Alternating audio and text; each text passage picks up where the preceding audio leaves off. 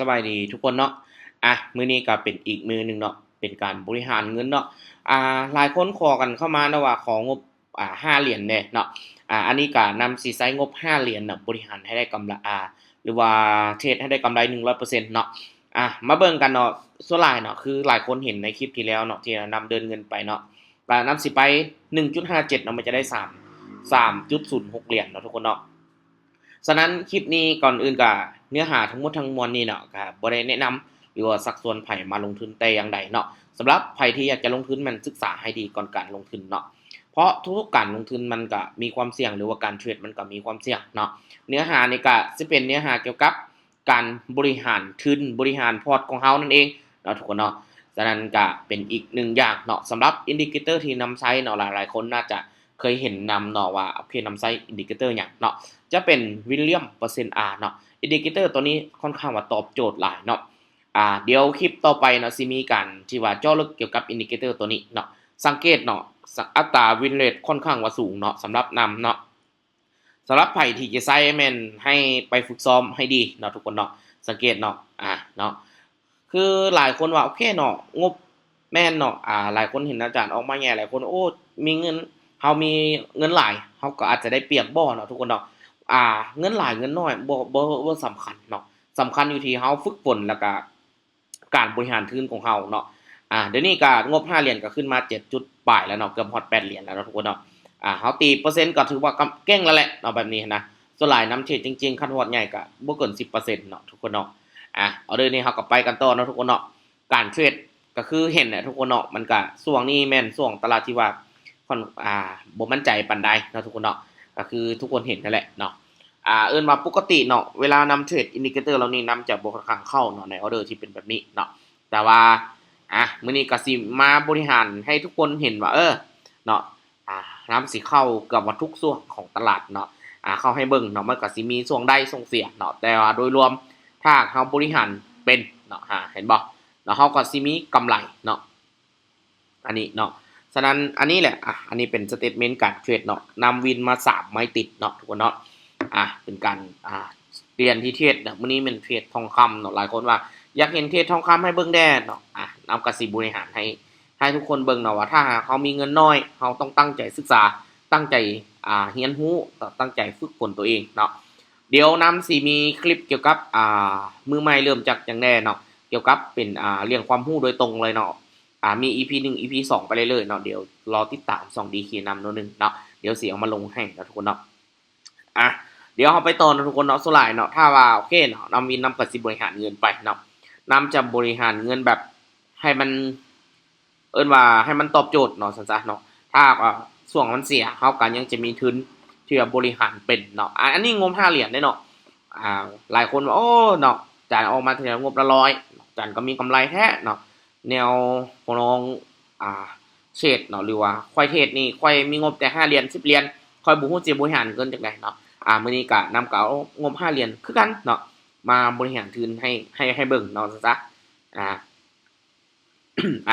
เนาะเดี๋ยวมาเบิ่งเนาะ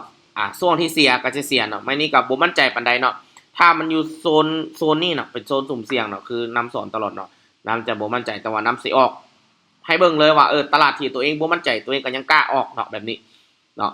ตัวเองก็ยังกล้าออกแล้วมาเบิ่งว่าโอ้เฮาบริหารเป็นแบบใดเนาะทุกคนเนาะ แต่ว่าโดยรวมนำจะเทรดตามบทเรียนเนาะได้ก็ดีใจเสียก็บ่เสียใจเนาะถ้าเทรดตามสิ่งที่ตัวเองเรียนมาเทรดตามเทคนิคตัวเองฝึกมาเนาะถึงว่าออเดอร์นี้มันสิบ่วินเนาะแต่ว่าเขาเข้าตามบทเรียนเราเป๊ะๆเขามั่นใจในเทคนิคที่เขาฝึกฝนมาก็โอกาสที่จะมีกำไรเนาะสังเกตเห็นบ่เนาะสวยนะช่วงปกติช่วงแบบนี้นำจะบ่เข้านะก็เสียไม่นึงเนาะก็มีได้มีเสียเนาะก็ไปเรื่อยๆเนาะที่จริงควรจะยึดได้เนาะคนเนาะทุกคนเนาะได้นำก็ได้กำไร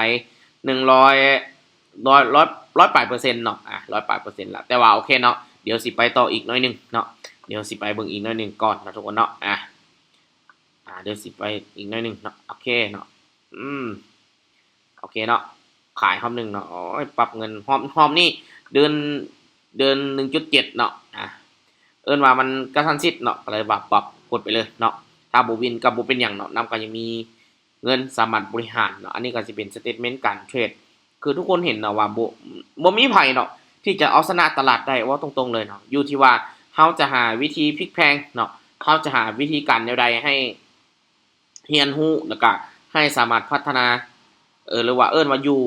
พัฒนาความรู้ของตัวเองให้อยู่กับในตลาดได้หลายกว่าเนาะทุกคนเนาะบ่วินเนาะบ่วินเขาก็ปรับเงินเนาะปรับเงินบริหารตามเทคนิคเนาะเมื่อกี้นำไป 1.7 หอมนี่ก็นำจะไปอยู่ประมาณ3.9 ซะนะแบบนี้แล้วถ้าบ่วินนำก็สิบริหารอีกเนาะทุกคนเนาะแต่ว่านำฝึกมาเนาะนำฝึกมาก็นำสิบ่ให้พลาดเกินประมาณ3-4 ไม้เนาะ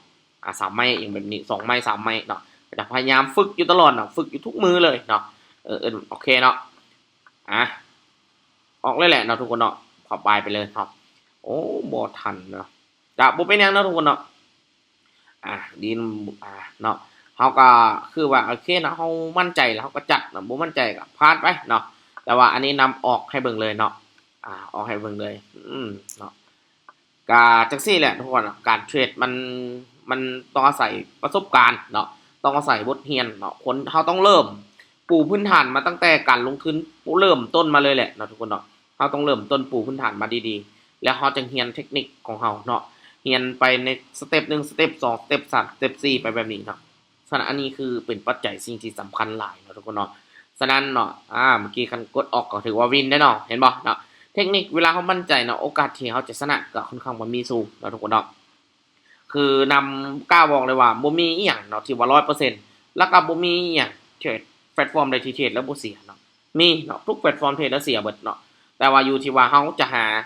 ความรู้จังไดเนาะให้เฮาเป็นคนใน7%ของคนในตลาดที่สามารถหาเงินได้หรือ10%ในตลาดที่หาเงินได้เนาะถ้าเฮาบ่โลภเนี่ยนำกล้าเว้าเลยเนาะทุกคนเข้ามานี่สามารถทำกำไรได้หมดเนาะอยู่ที่ว่ากำไรหลายหรือกำไรน้อยเนาะบางคนก็กำไร1เหรียญก็กำไรเนาะ1เหรียญของ10เหรียญก็คือ10%แบบนี้เนาะแบบนี้บ่ฮ้อฉะนั้นเฮาก็ต้องศึกษาเนาะต้องศึกษาให้มันหลายๆเนาะทุกคนเนาะเดี๋ยวเราไปเบิ่งกันเนาะเสียไป2ออเดอร์เนาะนำเสียไป2ออเดอร์เพราะว่าออเดอร์ขั้นเมื่อกี้ก็คือกดบ่ออกเอาซะเอาออเดอร์นี้เนาะออเดอร์นี้ก็คือ5.72เนาะนำมั่นใจในเทคนิคตัวเองเนาะไม่นี่ก็คือว่าเป็นออเดอร์ที่มั่นใจเลยแหละเนาะทุกคนเนาะเป็นออเดอร์ที่มั่นใจเลยตรงตามแนวทางที่ตัวเองเรียนมาปั๊บเนาะเวลาบวก00ปั๊บนี่นำจะจัดเลยเนาะนำสิจัดเลยเนาะขายเลยเนาะไม่นี่มั่นใจเนาะคือหลายๆคนเห็นที่ว่านำอธิบายหลายๆคลิปเนาะที่ว่าทีมงานเราไปลงกะค่อนข้างว่าน่าจะเข้าใจในเชิงเทคนิคของตัวเองเนาะอันนี้ก็คือเสียกับสิบ่เสียใจเนาะเสียกับสิเอาลงคือกันเนาะทุกคนเนาะฉะนั้นก็คลิปนี้ก็เป็นอีกหนึ่งแนวทางที่ว่าแชร์ให้กับทุกคนว่ามันการที่เราฝึกฝนอยู่ตลอดเนาะมีอินดิเคเตอร์ที่ตอบโจทย์ก็เฮ็ดให้เรามีโอกาสชนะกำไรเนาะการเทรดหาเงินเนาะบ่ว่าแต่ระยะสั้นหรือระยะยาวเนาะบนพื้นฐานต้องมีความรู้เท่านั้นเนาะถึงจะหาเงินหาคำได้เนาะบ่มีเนาะที่ว่าถ้าบ่มีเงินแล้วสิสามารถหาเงินหาคำได้เนาะทุกคนเนาะสรุปก็บ่ไปบ่มาเนาะได้ 100% เนาะ100ปลายเปอร์เซ็นต์11.15 เหรียญเนาะเดี๋ยวคลิปต่อไปเนาะนำสิเฮ็ดจากนี้ไปอีกเนาะต่อจากนี้ไปอีกเนาะรอติดตามทุกคนเนาะสำหรับคลิปนี้ว่ากันเท่านี้เนาะแล้วพบกันใน EP ต่อไปอย่าลืมติดตามส่อง DK นำ1เพื่อบ่พลาดเนื้อหาข่าวสารที่ดีแล้วพบกันใหม่ทุกคน